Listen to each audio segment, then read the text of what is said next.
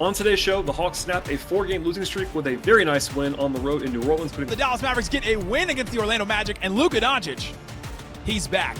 The league is reopening an investigation into Jaxson Hayes for a domestic violence incident a few years back.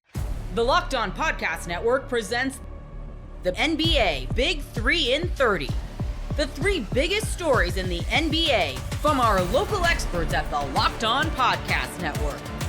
We bring you the real story, why it matters, what's next, who wins the big game, and more, all in 30 minutes. The NBA Big 3 in 30 starts now with the biggest stories in the NBA. On today's show, the Hawks snap a 4-game losing streak with a very nice win on the road in New Orleans. You are Locked On Hawks, your daily Atlanta Hawks podcast. It became a very nice win for the Hawks on the road, a 126-111 victory against the Pelicans. And yes, it snaps a 4-game losing streak for the Hawks, and really they dominated the second half in particular of this contest. They shot 69% after halftime, and they were really great in that stretch, regardless of all context. And there is plenty of context here to go around, I will say. But the Hawks started this game very well. They were up 9 early on, had a little bit of a letdown in the middle of the game. Actually, were down by 7 points before halftime, and then got back to kind of a level game at the break, had a huge third quarter, were up by as many as 12, and then ran away in the fourth quarter, leading by as many as 25 points down the stretch to get a much-needed victory after 4 consecutive losses. For some context here, our friends at FanDuel Sportsbook actually made the Hawks betting favorites in this game by the time the game tipped off. And that seemed crazy only a few days ago because the Hawks have been losing. The Pelicans are considered to be better than the Hawks, et cetera, et cetera. But let's just say I dubbed this game to be the injury bowl over the weekend, and that definitely came to fruition even more so because Zion Williamson, the best player on the Pelicans, was ruled out kind of a late scratch for New Orleans in this game. So by tip-off, the Pelicans are missing 5 of their top 7 players. Even worse than the Hawks situation, injury-wise, was the Pelicans. Zion was out. DeJounte Murray, old friend, obviously, was out in this game. Trey Murphy didn't play. Herb Jones didn't play. TJ McCollum didn't play. So the Hawks were, again, favored on the road, despite losing 4 games in a row and beating the Zombie Hawks in some ways. But on the other side of things, crucially, Dyson Daniels returned in this one after a 2-game absence with the hip flexor injury. They did lose Okongwu in this game. He was downgraded to questionable midday and then missed the game with what the Hawks are calling injury management for his toe. That does not mean that he'll play tomorrow against the Celtics at home, but he did miss a game last week on a back-to-back with the same listing, so TBD on that, but he didn't play in this one. But I said this even pregame, and I'll say it again now. If you could swap out Okongwu for Dyson Daniels, that's not a shot at Okongwu, but that's an upgrade for the Hawks because of 2 things. Number one, Dyson is very good and very valuable, but on the other side, Larry Nance to Okongwu is not a huge difference. Larry Nance is a good player. He is, as I've described in many times this year, probably the best third center in the league. Just the roster is the way it is, and he's really overqualified for that role, and he was quite good in this game in his return to New Orleans alongside Dyson. But anyway, that's the context. We'll dive in now to kind of how this game unfolded, and it was very much a positive stretch for the Hawks in general, and really a 2-way success for Atlanta. Broadly speaking, and we'll dive into this a little bit later with the player-by-player evaluations, but the Hawks had 4 of their usual starters in this game. They had Trae Young, Dyson Daniels, Clint Capella, and Jalen Johnson. When those guys played, they were all plus 21 or better. Dyson was plus 21, Trae was plus 29, Clint was plus 27, and Jalen was plus 32. They were pretty much dominant when they had their normal guys on the court in this game, which is very, very encouraging. And really, again, it was a 2-way victory. I want to say the offense was quite good, but I want to begin with the defense in this game. They had a 113 defensive rating, which is not incredible, but certainly is perfectly fine. A 106 defensive rating in the second half, and they really dropped the hammer defensively in the second half of this game. It was even better than these final numbers because the Pelicans scored 10 points in like the last 2 minutes in total garbage time, and that kind of added to their numbers. But the Hawks were up by 25 with 2 minutes left in this game, and that was really, really indicative. The Pelicans also did that while shooting 16 of 38 from 3, 42%. On some tough looks. That's been a theme all year long. I won't do the whole spiel right now, but the Hawks have been pretty unlucky, I think, in 3-point shooting defense this year. There was some of that in this game as well, but everything else basically was really positive for Atlanta defensively. And even with that, they held them in check. So they shot 44% on twos. The Hawks did a really good job walling off the rim in this game. I think the Pelicans were actually sub 50% on rim attempts in this one. They also had 18 turnovers, including, I believe, 10 steals for Atlanta that led to 24 points. And the big thing I want to note here on the defensive side is that the transition defense was indescribably better tonight than it usually has been with Dyson back. And it's not just him, but he is a genuinely elite defender in all ways, but especially in transition and then on the ball as a wrecker defensively in half court. And the Pelicans couldn't run. That ended up being huge. And yes, it is worth emphasizing again for the just I'm always about nuance and context. This Pelicans team was not very good that the Hawks played today, but they were still on the road and they were still weakened by their own roster challenges, and they went out and kind of just locked them up for the most part. Other than Brandon Ingram, who is very good, of course, going off on some jump shots, basically. He shot the ball really well in this game. Nothing else for New Orleans offense worked very well, and a lot of that is credit to the Hawks, even against a weakened opponent. Offensively, it was really good, too. That a 129 offensive rating. It was well over 130 until garbage time in this one.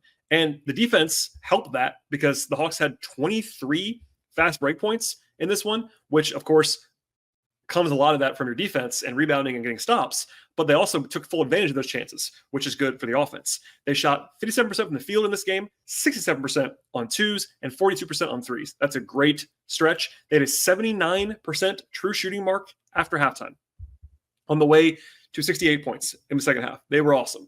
The only thing the Hawks didn't do offensively in this game was get to the line at all. Only 12 attempts. And number one, they made 11 of them when they got there. And when you make everything around the rim, you don't have to go to the line, which is very, very helpful. They had 66 points in the paint, which is an elite number. They were 26 of 32 at the rim, which is a elite number of attempts and also elite number of made attempts in terms of your percentages. They had 29 assists in this game, headlined by Trae Young, who is comfortably leading the league in assists right now, and he's been awesome this year. And balance was also a big key for Atlanta. So Trae and Jalen were both very good in this game, as we'll come back to repeatedly on the show. But every single guy who played real minutes in this game had at least 6 points for the Hawks. And essentially the only guy who did not shoot well was Ricochet. And he's a rookie, all those things. But the Hawks were really good, really balanced. Nobody played poorly, I didn't think, in this game for Atlanta. And it was truly an onslaught after halftime. I think it's probably fair to say that when adjusting for opponent, and if you also adjust for injuries and all that stuff, it was probably the best half of the season so far for the Hawks. They won those first two games at home. They won those games fair and square, of course, against teams that they should be better than. This game was similar in terms of roster in that the Pelicans were weakened, but the Hawks really, really, really dropped the hammer after halftime, which I'm encouraged by. It's only one half of one game, and they needed to win really badly. But if you go into the they're playing a game on Monday, which they're going to be underdogs by a decent margin, and you just want to not lose every night. People will keep asking me, like, when are the Hawks going to win again? Well, tonight's the answer to that. But even then, there's always a feeling of that as well. On the team side, nobody wants to lose over and over again, particularly when you have actual expectations coming into the year. This wasn't supposed to be a team that was bad this year. They've just been hit by injuries pretty solidly in late October, early November. But to go out there and, it was a little bit of an uneven first half. There were some nice moments along the way, but truly they were impressive, I would say, after halftime. And that's where I'll take away from this game most, beyond just getting some guys back, getting Dyson back. He really helps things. And the Hawks were excellent overall in this context, even when you include the nuance along the way. Get ready to tackle the NFL action with FanDuel, America's #1 sportsbook, because right now new customers can bet $5 and get $150 in bonus bets if you win. The FanDuel Sportsbook app gives you everything you need to place live bets on the NFL all in one place. So when you get a hunch in the middle of the game, you can check out the latest stats, view live play-by-play, and so much more on the same page where you place your bets. Just visit FanDuel.com to join today. You'll get $150 in bonus bets if you win that first $5 bet. And that winning $5 bet could be Monday Night Football, maybe. The Kansas City Chiefs, big favorites over the Tampa Bay Buccaneers tonight. FanDuel likes the Chiefs by 9.5. That's FanDuel.com. Never waste a hunch and make every moment more with FanDuel, an official sportsbook partner of the NFL. The Dallas Mavericks get a win against the Orlando Magic, and Luka Doncic, he's back. Gentlemen, let's start with Luka Doncic, because he was the reason why this Mavs team got off to as good of a start as they did. 14 points in the first quarter. He finishes the game with 32 and hits a bunch of shots. It felt like he was taking the same shots that he was taking before, but 5 of 13 from 3, which is 38%. We'll take that. And got 7 assists as well in the game. He got started early, Isaac, and it just felt like everything else kind of fell into place for this Mavs team. Hey, I mean, it was just a matter of time. I mean, Luka was gonna start hitting all these shots eventually, and I just got asked this morning, earlier on Sunday morning, like, "Hey, how's the Mavs season going? We're what 5-6 games in." I was like, "Hey, we're winning games, and Luka's really not even playing that great." And then we have one of these first quarters where he puts up 14 in the first, and 25 in the first half. He's hitting the threes. He's feeling himself. He's back in the groove there in that first quarter, and like, all right, well, and then the other guys are hitting some shots too, and it's like, this is where it gets into that.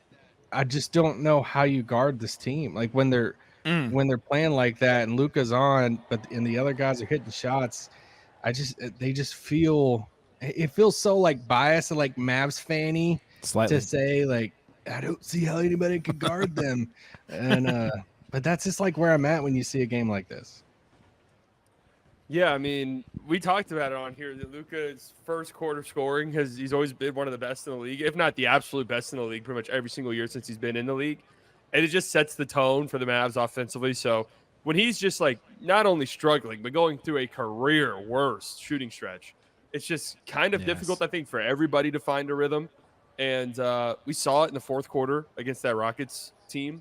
You know, he hit that shot against the Timberwolves. You're like, oh, could that be the moment that kind of flips the switch for him? But he still wasn't like great in that game. But that Rockets fourth quarter, he had 15 points, 6 of 8 from the field. I was like, okay, that's the Luka we've been waiting to see. And then, yeah, he comes out, hits his jumpers, and it was just a flurry of threes for him. And then getting downhill, too, and attacking the rim and attacking the paint. So that's what you want to see. And then it just opened up everything for the Mavs offensively. I mean, it's really a direct correlation.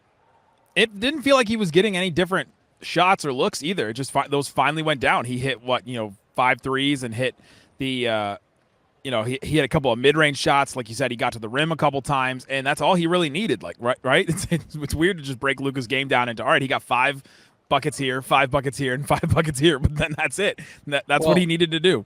Well, Orlando also has Mo Wagner, and anytime that you can get Luka in a game in which a random role player, and I say random just because he's not, I mean, we know him and Luka have history, but anytime you get a game where Luka finds a target, a role player in another team, and just says, I'm going to be pissed off and I'm going to torch you and talk crap to you all game. You just made me mad. You just know that it's coming into this game because, if Mo's playing, you're like, well, dang, there's no guessing of who that player's going to be. It's going to be Mo Wagner every time. And honestly, I think he just plays better when he's pissed off. And you see that going against somebody like Wagner.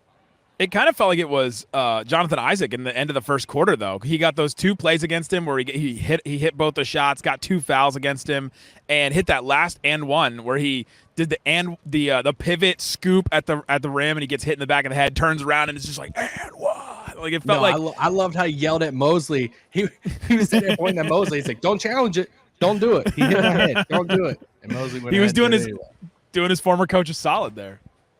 Well, it did. Yeah, that was pretty peak Luka. I don't know what the Mo Wagner thing is. It is pretty hilarious, but yeah, when he gets going, and it's like that's what I love to see. Is it's just the fiery competitiveness, and it does. The rest of the team picks up on it, so they desperately needed it.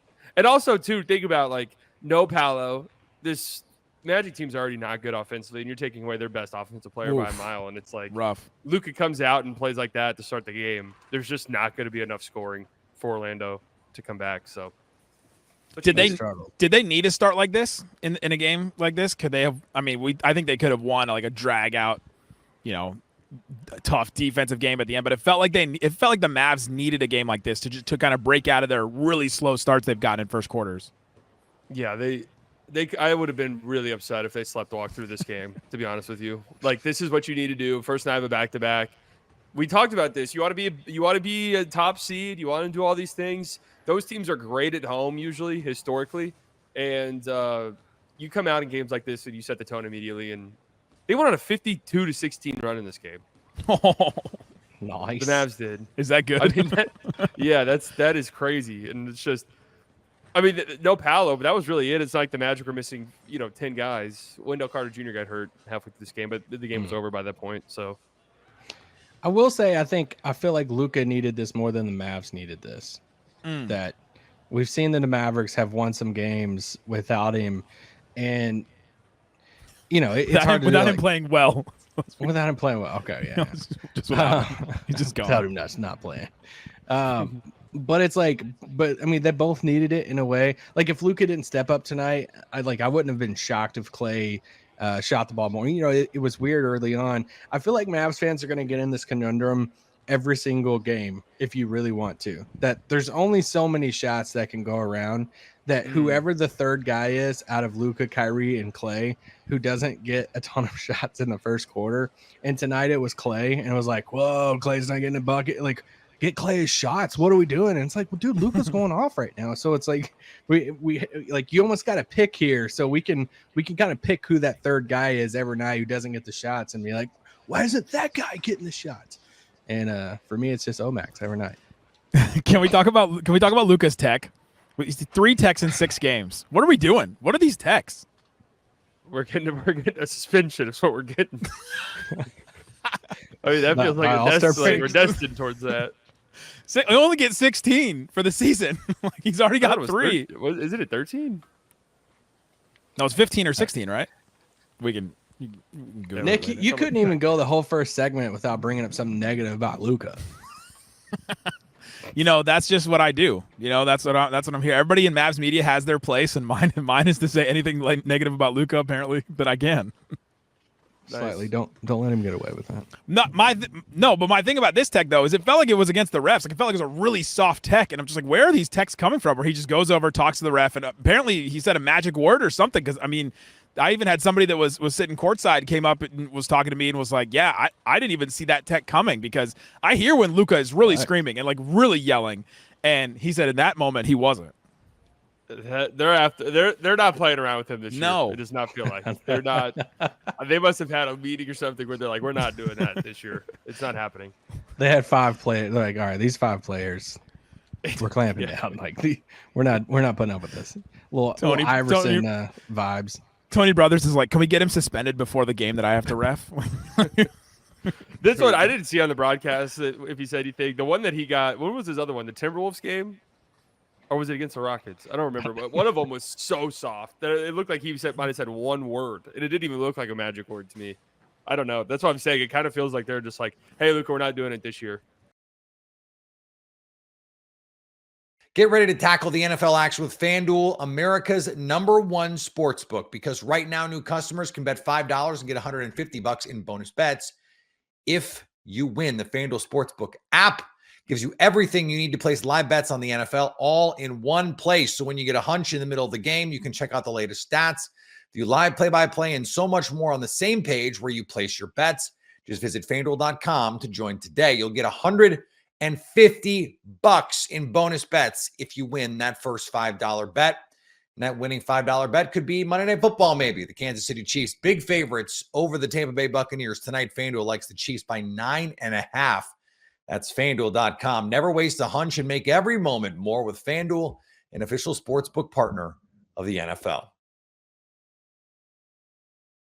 The league is reopening an investigation into Jaxson Hayes for a domestic violence incident a few years back. You are Locked On Lakers, your daily Los Angeles Lakers podcast. Sunday, the news breaks that the league is reopening a new investigation into Jaxson Hayes. The league looked into the domestic violence incident that happened between Hayes and his girlfriend. This was in 2021. A few things that make this unusual. Andy, I would say that obviously the video surfacing 4 years later, give or take, is an unusual aspect of this. He has been investigated by the league. He has been through the judicial system. Jaxson Hayes has. He was sentenced in 2022 to 3 years of probation, 450 hours community service, and a year of weekly domestic violence classes. So it's not the norm. And also, just so people are aware, part of what he pleaded no contest to involved resisting an officer who police were called onto the scene, and Hayes got into a physical scuffle with the police, in addition to false imprisonment, which I'm assuming relates back to the domestic Right. violence. The police footage has been out.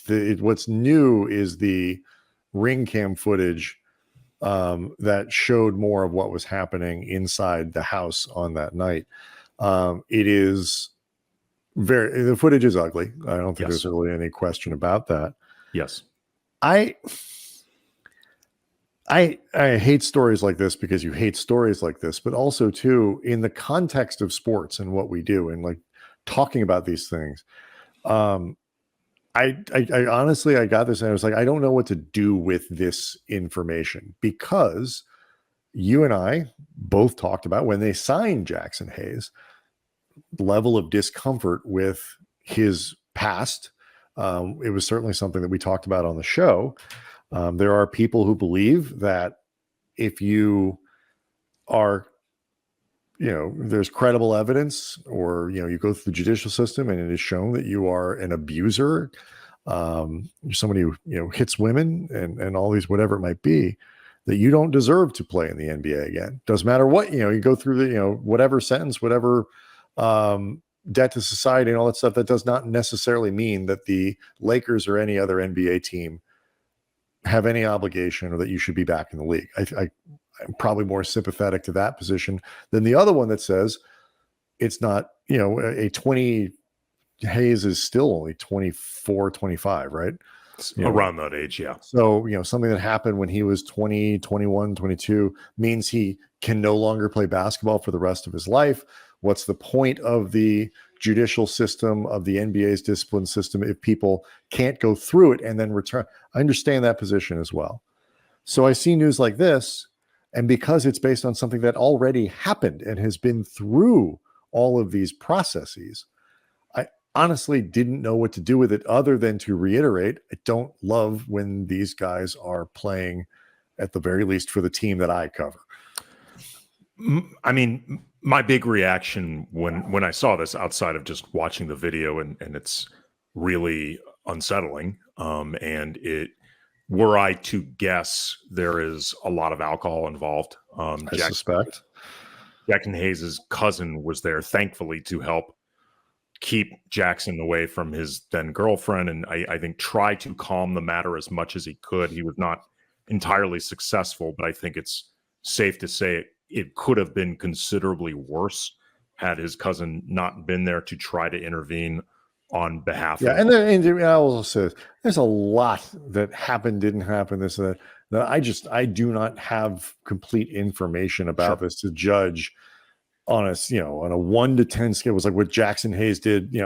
I'm not looking bad, and I'm not trying to make it relative to. There's also just a lot about this that I don't know. Right. Information that I don't have access to. I'm just letting people know that if you do watch the video that was first released by TMZ, you can find links to it now everywhere. I just want to make sure people are prepared that it is unsettling to watch, particularly if you are somebody who has either been a victim of or been around domestic violence, or you are close to somebody who's been a victim of or around domestic violence, just so you're prepared for that. My big reaction when I saw this news, to be honest, was wondering the function of the league reinvestigating this. And I understand that we live in an age now where video always changes the story. When you can see something, it's different than merely seeing the news about it. And because this video surfaced, it is not surprising that the league is going to take another look at this situation, talk with Jaxson Hayes again, if for no other reason than to make sure that they are doing the right things and doing due diligence. And that may come from a very honest place. I would also imagine that they are going through this to make sure that Hayes did not lie to them during the initial investigation. And I imagine the Lakers are going to talk with Hayes as well and talk with the league about their investigation to make sure that Hayes did not lie to them. I don't want to interrupt. I mean, you finish what you're saying here in a second. Contextually to what you're saying, when the Lakers signed Jaxson Hayes, Rob Pelinka said the following: I think the most important thing is that we take those things very seriously and do a full vetting process. Jaxson has been very sincere with his apologies around handling that and has moved beyond it to where he's had a year or two in the NBA playing after it, meaning the time he spent with the Pelicans after the domestic violence charge and before he signed with the Lakers. It was something that we felt like he owned, took responsibility for it, and is going to be a better person on the other side of it. In theory, all of that still applies. Right. But that's why that's why the idea of whether or not Hayes lied to the NBA, lied to the Lakers, lied to both parties, I think is really important. If he did lie to them about anything, I think Jaxson Hayes is legitimately open to some form of punishment. And when I say some form of punishment, it's important to know that the league opted at the time never to discipline Jaxson Hayes. He has never been disciplined by the league. He has been obviously disciplined by the legal system, but that is a separate entity from the NBA altogether, much less than the Pelicans, now the Lakers. Unless Jaxson Hayes lied to the NBA or to the Lakers, if they punish him now for essentially the video coming out without learning any new information, that strikes me as the league and or the Lakers covering their own asses as opposed to really doing the right thing, because they had the opportunity to do the right thing 2 years ago, 3 years ago. The Lakers, theoretically, if it turns out Hayes really never lied to them about anything, they had the opportunity to do the right thing, I guess, in the form of not signing Hayes in the first place. If he is if it comes out that, or through their investigation, they don't really learn anything new, and he is essentially being punished for the video coming out, it reminds me a lot of the situation with the NFL and Ray Rice, maybe 10 years ago or so, 8 years ago, where that truly horrific video came out of Ray Rice, very, very intoxicated, hitting his then fiance, now wife, knocking her unconscious in an elevator. I mean, it's truly ugly stuff. And the league did an investigation of it, gave him, at what felt like at the time, an extremely light sentence. It was something like a 1 or 2 game suspension. And the league really patted themselves on the back about the way that they handled this publicly. Then the video came out and Rice got more games added to his suspension. And to be honest, not that I have sympathy for Ray Rice in that situation because he put himself in it, but that was not fair to him. Right. There was no new information that came from that. And the reason I bring up all this is not because I'm looking out for Jaxson Hayes. That's not my point. Jaxson Hayes got himself in this situation. He should deal with whatever ramifications. I just don't like when these type of entities, at least potentially, do these sort of, for lack of a better way of putting it, cleanups that are really about just looking out for themselves as opposed to doing the right thing, much less looking out for the victim that they did not look out for the first time when they had the opportunity.